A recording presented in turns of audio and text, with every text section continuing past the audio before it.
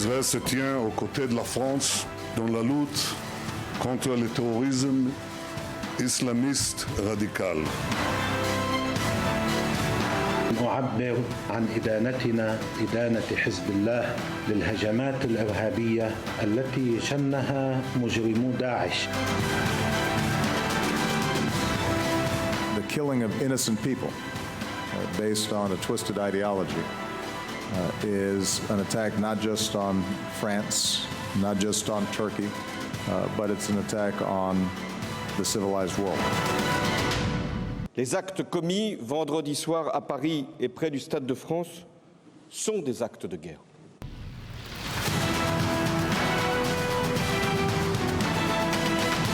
L'Europe doit se ressaisir et déterminer les conditions d'une nouvelle politique de l'immigration.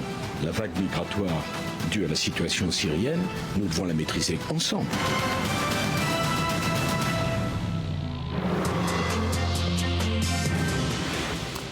Bonjour, bienvenue dans Tout un monde. Vous vous en doutez, un numéro particulier.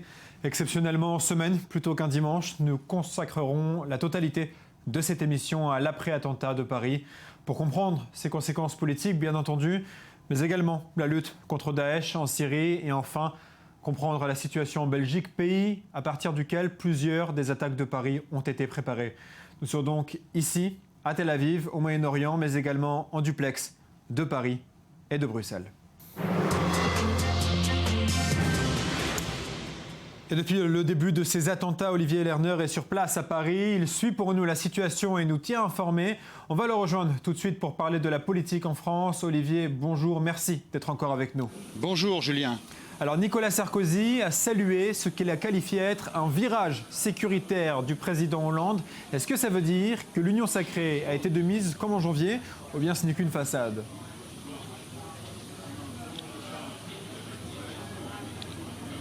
La réponse est dans votre question. Cet état de grâce, finalement, entre l'ancien président et le nouveau, on peut le dire, hein, va durer très peu de temps. Et puis, on va rentrer en campagne électorale. Alors, tout va s'accélérer. Les deux hommes vont sans doute se disputer sur ce terrain de la sécurité. Ce qu'il faut analyser aujourd'hui, c'est finalement les mots, tout simplement, employés par François Hollande, Nicolas Sarkozy. Et il ne faut pas oublier Alain Juppé, parce qu'en fait, à droite, dans la droite, tout le monde n'est pas d'accord. Pour François Hollande, c'est l'union sacrée. Pour Nicolas Sarkozy, c'est la solidarité nationale, et pour Alain Juppé, c'est l'unité nationale. Vous voyez que rien que sur ces mots, les trois hommes clés aujourd'hui de la politique, avec Marine Le Pen bien entendu, ne sont pas vraiment sur la même longueur d'onde. Alors justement, Marine Le Pen, est-ce que le Front National a été audible dans cette période très troublée ?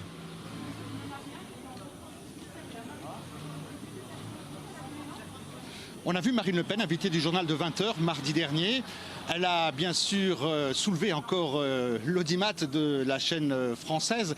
Bon, elle a dit deux ou trois choses qu'on connaît sur les mesures que le Front National entend prendre pour la sécurité des Français. Par exemple, stopper le flux des migrants et puis rétablir le contrôle aux frontières. Bon, pour l'instant, ces thèses, on peut le dire, ne sont pas tenables, ne sont pas applicables. Mais Marine Le Pen surfe, bien entendu, sur l'insécurité que pourraient ressentir les Français. On en saura plus dans quelques semaines après cette vague d'attentats. Les choses vont un peu se calmer. Cela dit, des sondages intéressants sont sortis cette semaine en France. On voit quoi? On voit que les Français sont attachés, alors avec force, à la sécurité. Les Français veulent plus de sécurité à 90%, mais les Français aussi veulent vivre dans la sérénité. Alors justement, une dernière question sur les Français. Ceux que vous avez rencontrés, est-ce qu'ils vous ont donné l'impression d'être rassurés par les mesures annoncées par le gouvernement ?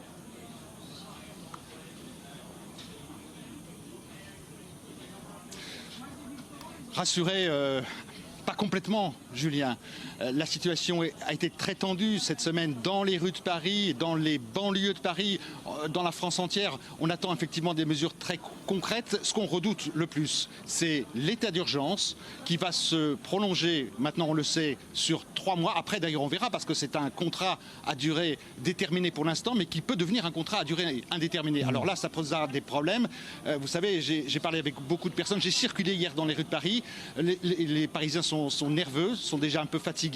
Et voir des militaires comme ça arpenter les rues piétonnes de Paris, c'est très spécial. On n'a pas l'habitude ici à Paris. En tout cas, on n'avait pas vu ça depuis 1945. Merci beaucoup, Olivier, d'avoir été avec nous et de suivre ces événements depuis le début pour i24 News.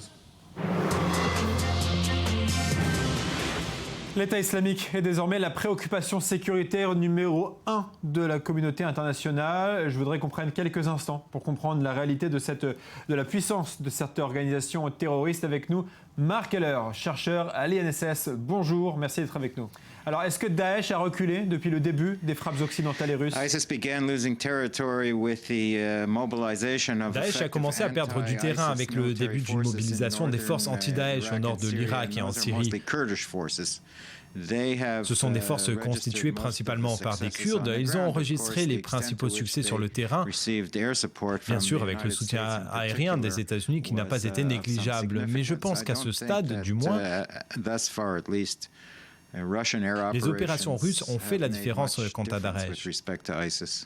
Alors, quel territoire contrôle-t-il encore actuellement? Daesh contrôle toujours les zones habitées par les sunnites du nord-ouest de l'Irak et du nord-est de la Syrie, tout particulièrement le long de la rivière Euphrate. Ce qui inclut bien sûr la grande ville de Mossoul, qui est la deuxième plus grande ville d'Irak. Mais ils ont perdu des territoires le long de la frontière avec la Turquie. La France, par la voix de son président, dit qu'il faut arrêter de contenir Daesh, mais le détruire. Mais est-ce que c'est faisable ? Eh bien, en théorie, c'est faisable, si tout le monde est prêt à mettre en œuvre toutes les mesures requises pour cela. Mais cela demande une opération terrestre à grande échelle. Et il ne semble pas que les États-Unis y soient prêts, ils ne semblent pas être prêts à prendre la tête d'une telle opération et à s'investir de la sorte. Donc, en théorie, il est possible de démolir Daesh. Mais bien sûr, derrière Daesh se tient une idéologie entière, l'idéologie du djihad islamique. Et c'est ça qui est bien plus dur à détruire. Elle peut subir un revers, comme ça a été le cas au Soudan il y a 120 ans, mais elle n'est pas éliminée de façon permanente. Alors, à propos de la volonté internationale de détruire Daesh, est-ce qu'une coalition États-Unis, Russie, Iran, Europe est possible pour venir à bout de Daesh ? Je ne vois aucun signe d'une formation de coalition dans le sens d'un engagement pour atteindre un objectif commun. Il pourrait s'agir d'une coopération tactique qui inclut bien sûr les différentes armées de l'air, mais l'objectif premier est de déconflictualiser, ce qui veut dire que les parties engagées évitent de se causer des dommages les uns aux autres. Mais ce n'est pas la même chose que de s'engager pour une cause commune. On ne parle pas d'objectif commun pour toutes les parties engagées en Syrie. Mark Heller, merci d'avoir été avec nous. Je vous en prie. Et l'un des sujets récurrents de ces derniers jours a été la Belgique, et en particulier Molenbeek, qui est devenue une plateforme européenne du terrorisme islamiste. Alors pourquoi la Belgique ? Que se passe-t-il exactement dans ce pays et comment venir à bout ? Autant de questions auxquelles nous allons tenter de répondre avec la députée belge Viviane Tettelbaum. Bonjour, merci d'être avec nous. Merci à vous. Alors tout d'abord, est-ce que vous avez été surprise par ces attaques ? Mais écoutez, au moment où on a appris les événements, on était évidemment tous horrifiés, sous le choc. C'était une immense tristesse qu'on a tous partagée devant les images d'horreur et le carnage qui se déroulait devant nous. Alors moi, je vais vous dire que c'était un peu en boutade que j'ai dit à la personne à côté de moi, attends voir, on va apprendre qu'il y aura des liens avec la commune de Molenbeek. Et malheureusement, la boutade est devenue réalité. Mais voilà, j'avais dit ça de manière un peu spontanée parce que Molenbeek, c'est une municipalité qui est liée aux événements terroristes depuis l'an 2001. Mais voilà, c'était quand même désastreux d'apprendre que c'était à nouveau le cas. Mais que se passe-t-il exactement là-bas à Molenbeek ? Écoutez, je ne sais pas si c'est le principal foyer de l'islamisme en France. Je pense qu'effectivement, il y a un nid, un terrain fertile dans cette municipalité. Je pense qu'effectivement, de la part de nombreux responsables politiques, il y a eu pendant des années un déni par rapport à ce terrain fertile qui se développait et à cette activité qui prenait de l'ampleur. Toutefois, oui, ça c'est clair. On ne peut pas dire le contraire, surtout que la municipalité municipalité de Molenbeek est en fait liée aux attentats de 2001, la veille de l'attentat sur les tours, quand le terroriste a tué le commandant Massoud. En fait, son épouse résidait à Molenbeek et c'est Malika El Harout qui est devenue maintenant l'égérie djihadiste 2.0 sur Internet. Ensuite, Mohamed Merah serait passé par Molenbeek. Ensuite, Medine Mouche, qui a fait l'attentat sur le musée juif de Belgique, était passé par Molenbeek. Le tueur sur le Thalys était passé par Molenbeek. Apparemment même, les frères Kouachi et Koulibaly ont acheté leurs armes à Molenbeek. Est-ce que les Belges ont la sensation que ce qui est arrivé à Paris peut arriver à Bruxelles ? Mais on a déjà eu un attentat, donc c'est clair que depuis l'attentat contre le musée juif de Belgique, en Belgique, on est beaucoup plus sensibilisé au terrorisme. Hein. Quand ça se passe ailleurs, vous voyez ça toujours un peu de loin. Une fois que ça se passe chez vous, vous vous dites que voilà, vous êtes aussi une cible potentielle. Je ne sais pas si les gens ont réellement peur. Pour certains, oui, mais le Premier ministre a vraiment appelé lors d'une émission télévisée hier à ne pas avoir peur et à continuer à vivre. Merci beaucoup d'avoir répondu à nos questions. Merci à vous et aux auditeurs. Au revoir. On va continuer de parler de la Belgique car c'est clairement le centre névralgique de ces attaques terroristes. Il faut savoir que si on compare à la taille de la population, le pays est devenu le premier foyer d'origine des djihadistes européens dans les rangs de Daesh. Pour en parler, j'accueille la journaliste belge Aurore Boukassa. Bonjour. Avec plaisir. Alors, est-ce que vous avez été surprise par ces attaques ? Surprise, non, parce que un lien entre des attaques terroristes et Molenbeek, ce n'est pas une première. On l'a vu le 25 mai dernier avec l'attaque contre le musée juif à Bruxelles, Medine Mouche, qui avait séjourné à Molenbeek. Après, on essaye aussi, en tant que journaliste, de ne pas stigmatiser toute une commune, parce que Molenbeek, c'est une commune diverse. Oui, il y a des problèmes, mais tout Molenbeek n'est pas devenu non plus du jour au lendemain un califat au sein de Bruxelles. Vous pouvez nous en dire un peu plus sur ce quartier de Molenbeek pour qu'on ait une vision plus complète du quartier ? Au fait, Molenbeek, c'est une commune qui a un passé industriel très important et donc qui a subi de plein fouet les différentes crises qui ont frappé la Belgique et l'Europe en général ces 40-50 dernières années.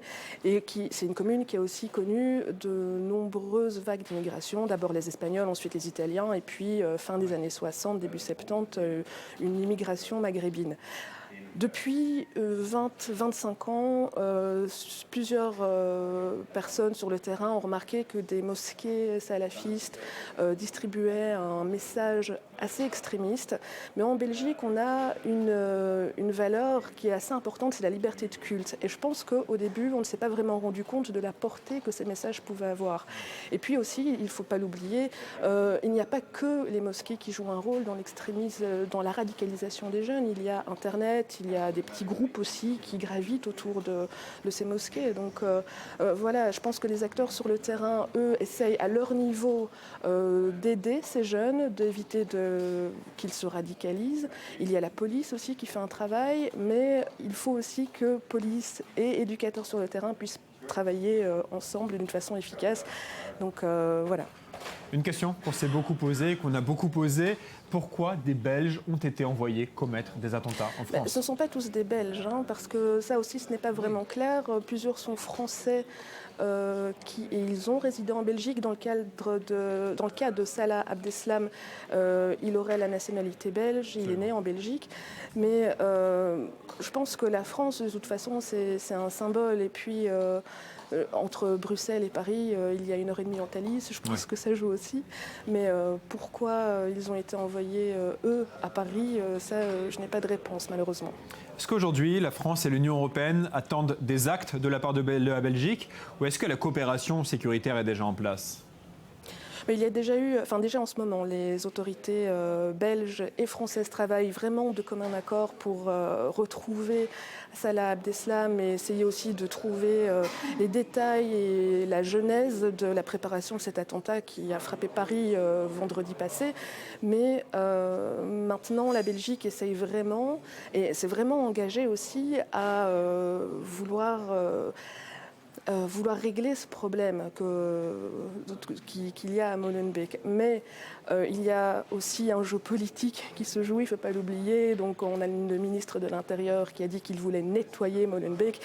Ce sont des paroles fortes. Je pense qu'il faut un petit peu décortiquer ces mots-là. Je pense que depuis janvier, on faisait beaucoup de prévention. Maintenant, ce sera beaucoup de répression. Et puis, les services de sécurité ont aussi décidé d'établir une liste avec les combattants belges partis en Syrie, mais aussi ceux qui sont revenus, ceux qui ont essayé de partir, mais qui n'y sont pas parvenus, et ceux qui sont candidats. Donc, pour l'instant, il faut que ce soit bien clair. Il y a une liste qui existe déjà, mais c'est plutôt un pot pourri de noms. À partir de janvier 2016, cette liste sera plus claire. Pour chaque nom, il y aura un niveau de menace adéquat. Merci beaucoup d'avoir répondu aux questions. Je vous en prie. Et c'est la fin de cette édition spéciale de Tout un monde consacrée aux attentats de Paris et à ses conséquences. Rendez-vous dimanche prochain pour un nouveau numéro de Tout un monde. Passez une bonne fin de semaine et un calme week-end.